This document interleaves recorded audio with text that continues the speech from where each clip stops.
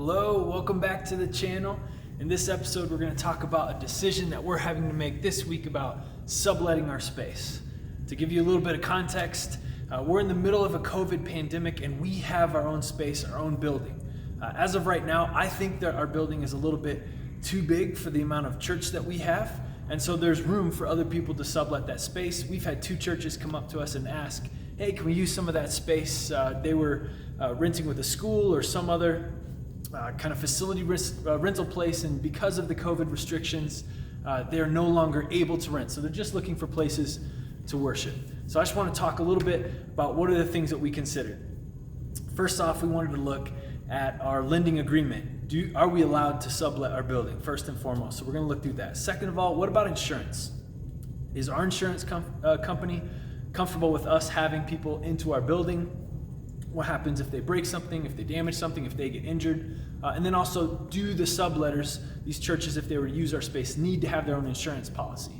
From what I'm learning, that's kind of standard practice for these churches to have their own kind of umbrella insurance policy, usually, or at least the ones that I've seen has been around like a $1 million kind of umbrella, hey, we'll cover everything.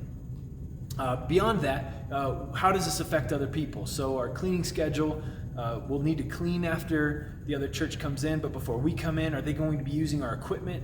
Are we comfortable with that? Will we charge extra to have them use that equipment? Are we using the facility on like a Saturday night or a Sunday night?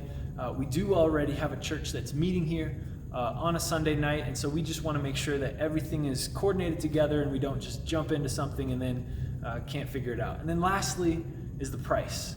What's a fair price to ask these churches to use our facilities? On the one hand, we want to partner with them and make sure that it's affordable for them because they're advancing the same mission. On the other hand, if we're sharing the same space, it makes sense that we would share the cost of the facility.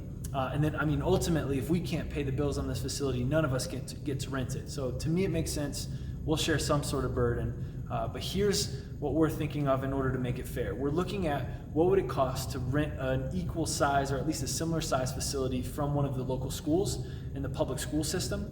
And then based on the rates on their website, we're going to give them like a discount from that. It's 2/3 to maybe 3/5 of what is listed on the school's website. And then from one of my pastor friends, he says that's about what they're being charged by the school.